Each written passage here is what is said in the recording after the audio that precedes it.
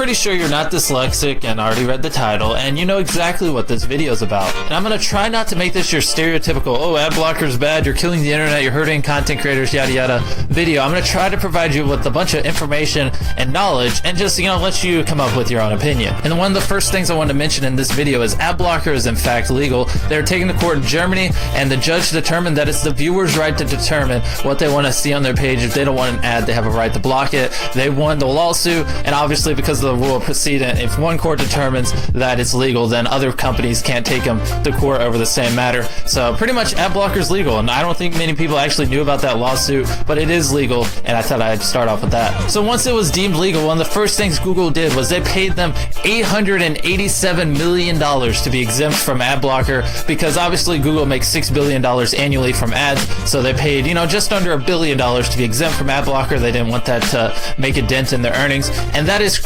insane. If Google's willing to toss out that much money, I know they're rich, but that's still a lot of money, then this is a big deal, and that shows you the concern a lot of businesses should have, because it really is cutting a lot of businesses' earnings down by a lot. And the reason the internet's so great is because content is free, and the reason the content is free is because of ads for most websites. Now, some of you may not realize how big of an impact ad blocker actually has. In 2014, there were 140 million people that used ad blocker daily, 140 million active ad blocker users, and on top of that, 50% of people between the age of 18 and 29 said in a poll that they use ad blocker. And to be honest, if ad blocker was not a thing, I'd be making probably an extra $100 to $200 a month. If I'm just being straightforward and honest with you guys, it really does make a huge difference. And a relatively new app called Crystal was released, and if you look, hopefully you can see that it's the #1 paid app. The #1 paid app blocks ads on mobile. That is ridiculous. So companies, there's ad blocker on computers, PCs, so they're not getting, half the money they would from computers,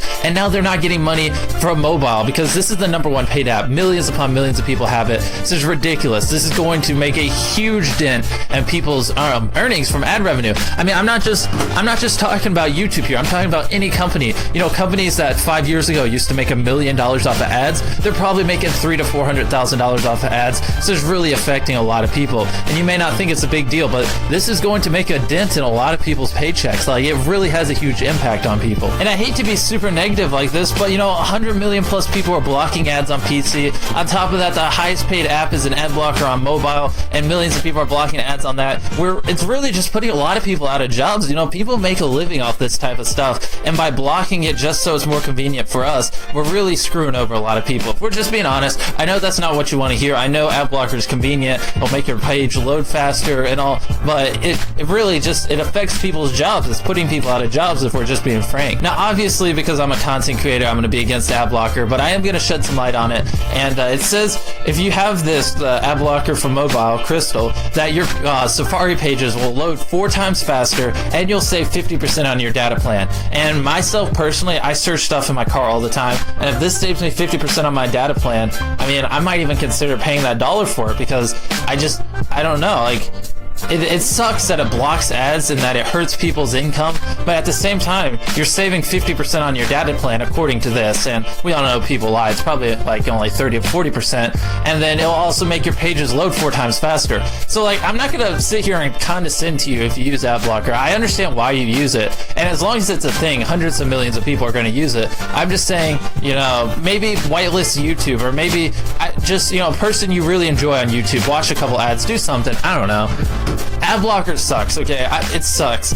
And I understand why people use it. I understand why it's a thing. And as long as it is a thing, people are going to use it, which is why it's just really controversial, and no one knows where the line is to stop. And one of the things that's actually interesting about ad blocker is when they first released their add-on for Google Chrome, they actually did an ad campaign to get awareness of ad blocker out there. So it's funny how they block ads, but to get their name out there, they actually bought an ad campaign on Google and paid money to have ads to get their ad blocker out there. Isn't that ironic?